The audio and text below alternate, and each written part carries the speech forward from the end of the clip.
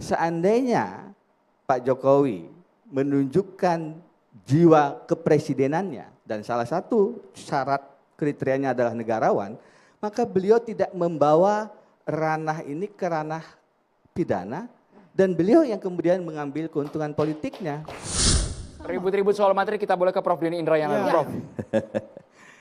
Tadi saya mencoba mendengarkan ya, tapi menurut saya ada baiknya kita jeda sejenak ini. Karena terlalu teknis sekali, kami rasa emboss, kemudian materi warna biru, warna hijau, warna merah.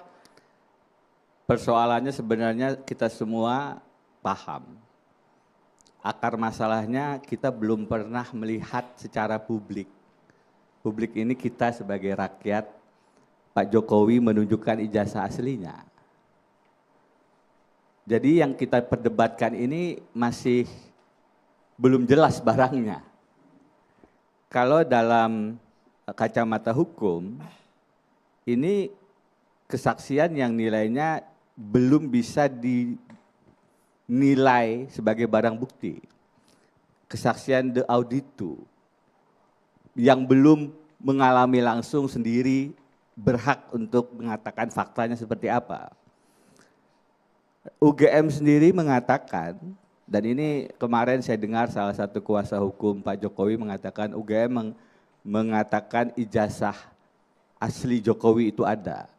Maksudnya mengakui ijazah Pak Jokowi itu asli. Itu keliru. Saya tidak pernah mendengar UGM mengatakan begitu.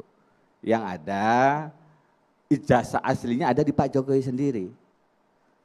Sehingga kalau tadi Bung Andro mengatakan berbulan-bulan, sependek yang saya cek di jejak rekam digital, ini sejak 2014.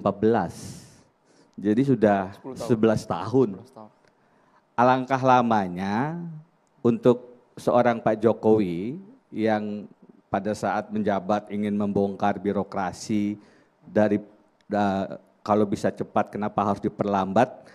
Untuk soal ijazah beliau sendiri itu kita sampai sebagai anak bangsa bersitegang bertahun-tahun, berbelas tahun dan tidak pernah kunjung tuntas. Argumentasinya apa bahwa ini data pribadi yang harus disembunyikan? Tidak ada. Argumentasi terbaru Prof ini dari Rektor UGM 28 November kemarin, Rektor UGM Profesor Ova Emilia mengatakan Presiden Joko Widodo merupakan lulusan program sarjana UGM pada 23 Oktober 1985, IPK, Indeks Prestasi Kumulatif Jokowi di atas 2,5. Begini loh ya. Kalimatnya seperti itu, ya Prof kira-kira Prof ya. Logika-logika hukumnya itu tidak bisa selesai dengan penjelasan rektor yang demikian, karena kita belum pernah melihat ijazah aslinya. Sampai ijazah aslinya itu dilihat dan kemudian ijazah aslinya itu ditunjukkan secara terbuka, baru kita bisa menilai keasliannya bersama-sama.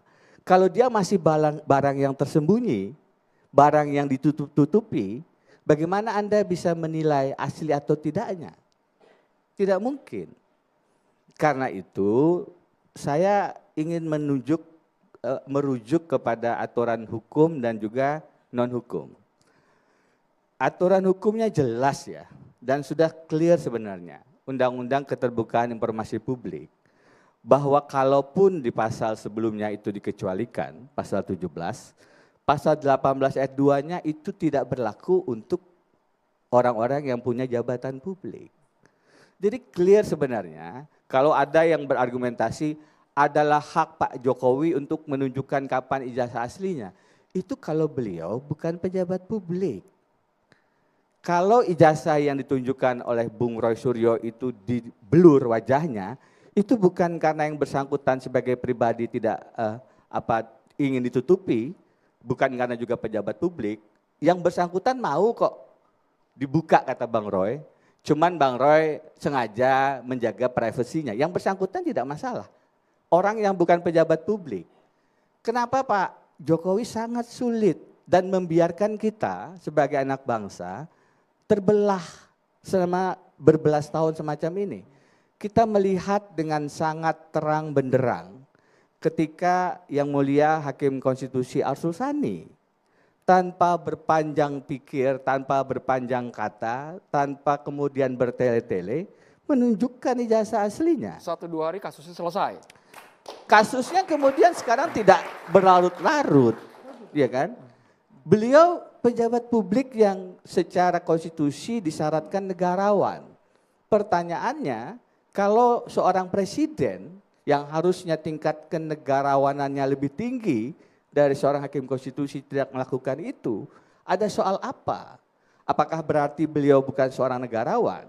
Kemudian, kan pertanyaannya menjadi sedemikian mendasar. Tetapi saya ingin melepaskan diri dari ranah pidana. Karena teman-teman Bang Hosinuddin lebih fasih bicara itu, bidang saya hukum tata negara. Izinkan saya menjelaskan dari sisi hukum tata negara. Terutama 2 kata kunci yang selama ini saya geluti, konstitusi dan anti korupsi. Apa katanya dengan ijazah? Bagi saya, ijazah Pak Jokowi palsu atau tidak, itu hanyalah rentetan dari berbagai rekam jejak Pak Jokowi di bidang konstitusi dan anti korupsi.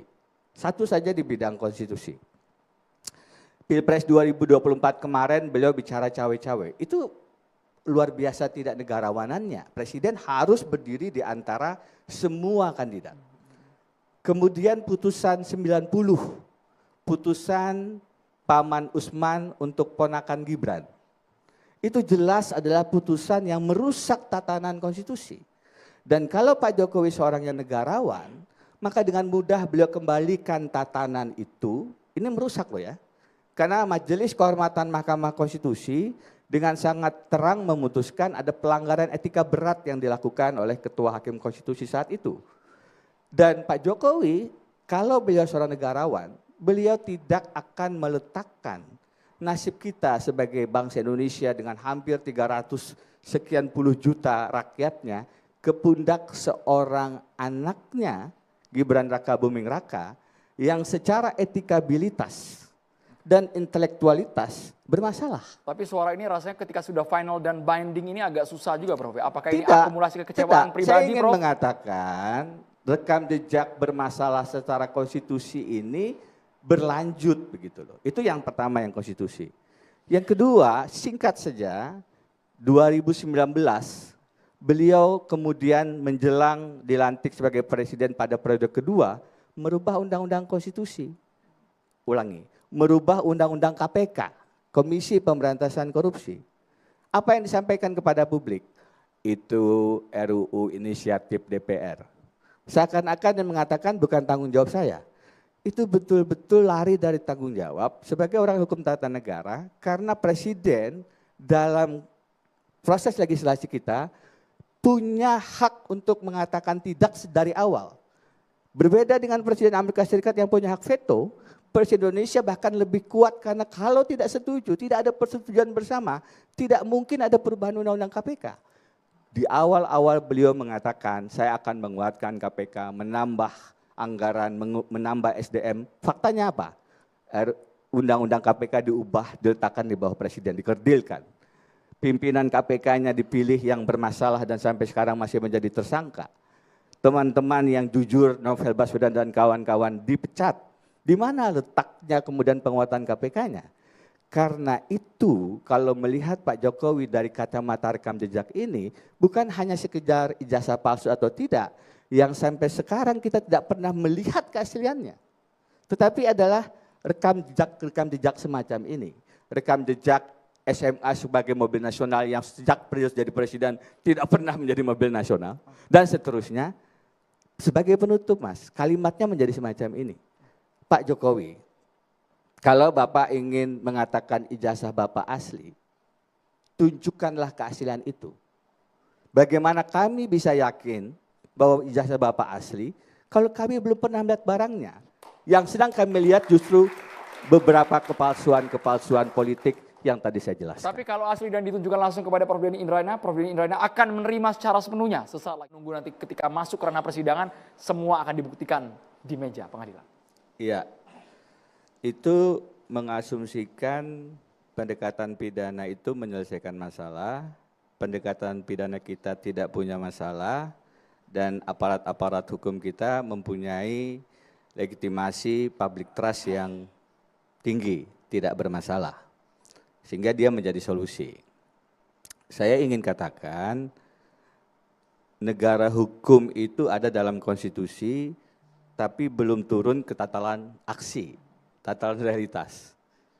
Dia masih idealita, bukan realita. Mengapa demikian? Dua saja. Presiden Susilo Bambang Yudhoyono di tahun 2009-2011 membentuk Satgas Pemberantasan Mafia Hukum sebagai pengakuan bahwa dunia hukum kita masih syarat dengan praktek-praktek mafia peradilan, di mana hukum itu adalah komoditas yang dijual belikan. Apakah itu selesai sekarang?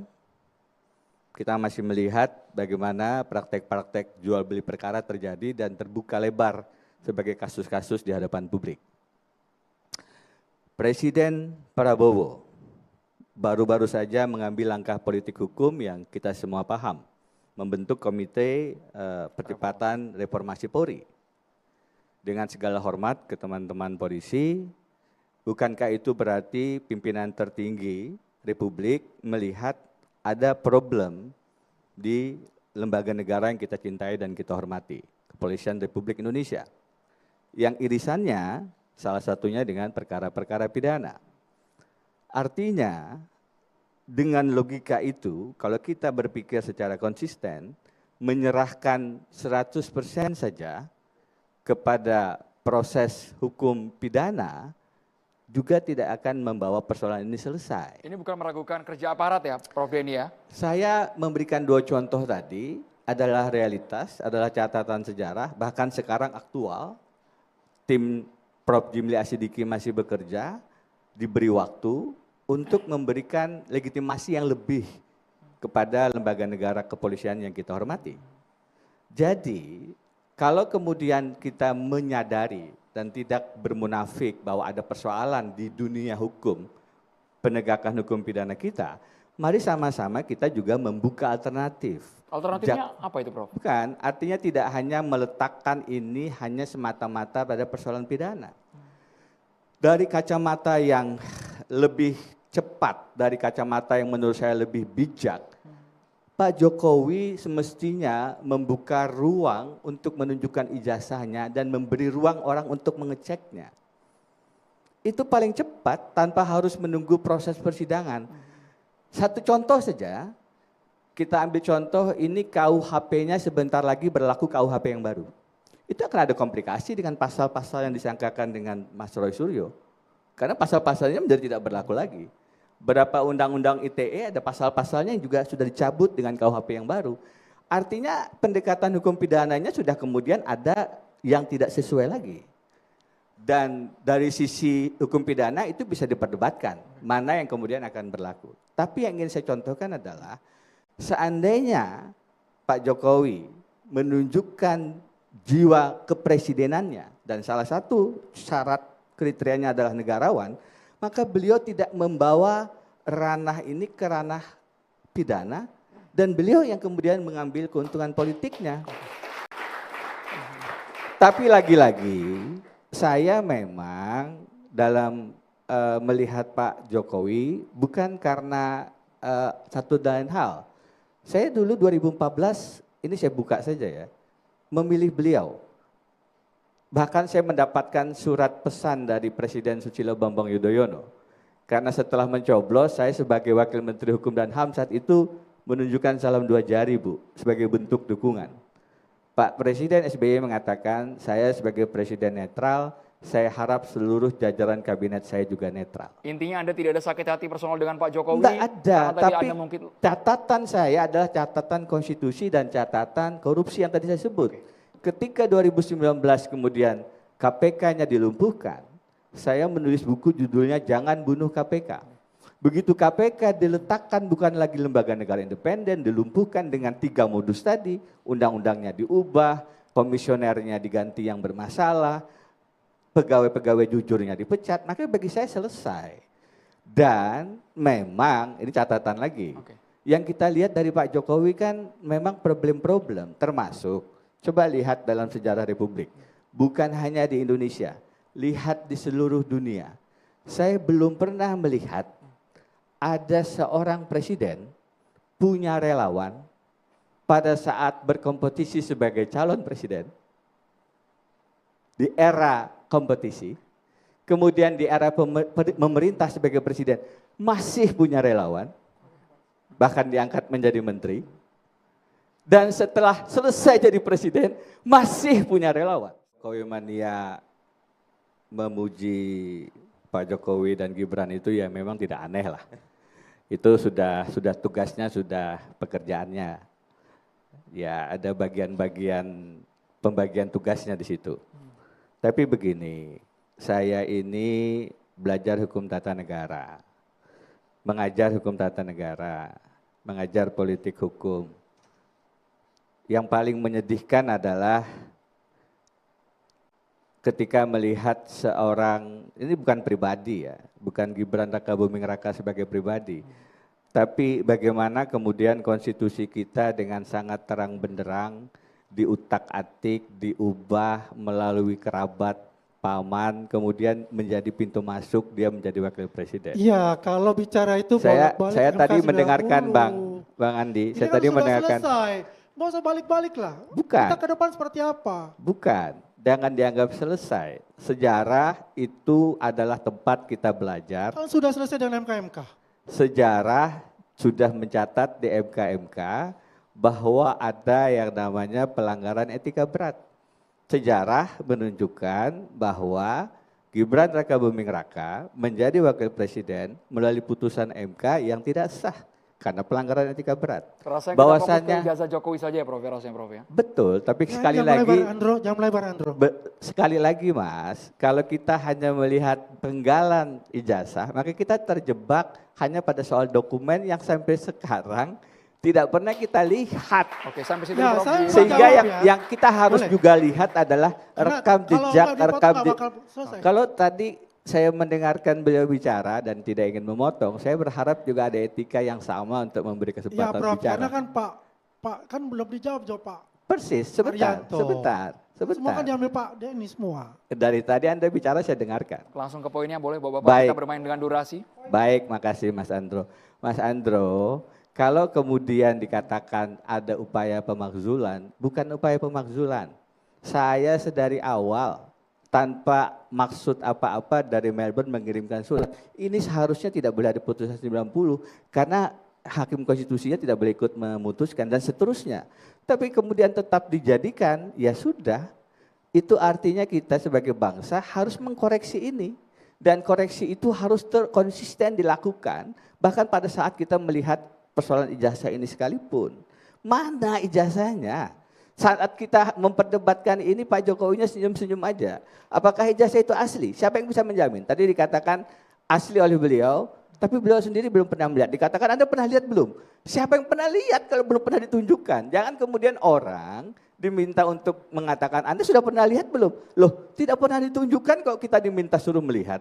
Bagaimana, di mana letak fairness-nya? Seorang kemudian disuruh melihat ijazah aslinya, padahal yang punya tidak pernah mau menunjukkan ijazah aslinya. Ini sudah Ada keempat apa? kalinya pertanyaan dari Prof. Denny Indrayana. Mana Tidak ada. ijazah Pak 11 tahun Jokowi? kita tidak pernah ditunjukkan ijazah asli itu. Jadi, Andro, Dan itu yang menyebabkan kita kemudian diam, kita kemudian terbelah dalam perdebatan semacam ini. Saya boleh Lagi-lagi menjelaskan, menunjukkan Andro? Pak Jokowi memang bukan negarawan. Boleh Kalau sikap kritis, sikap untuk kemudian mempersoalkan kebijakan seorang pemimpin itu dianggap benci dan tidak benci saja, maka negara ini tidak akan pernah maju.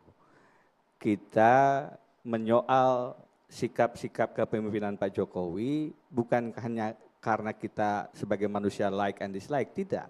Tapi kebijakannya sebagai pemimpin republik memang mempengaruhi ruang-ruang publik. Jadi bagaimana kita bisa, ini penutupnya, saya ulangi yang tadi saya sampaikan. Bagaimana kita bisa meyakini keaslian ijazah Pak Jokowi kalau rekam jejaknya muncul dengan SMK palsu, Oke. melemahkan KPK, janji-janji palsu yang lain. Rentetan kepalsuan itu yang kemudian menjadi pintu masuk Terima kita kasih. untuk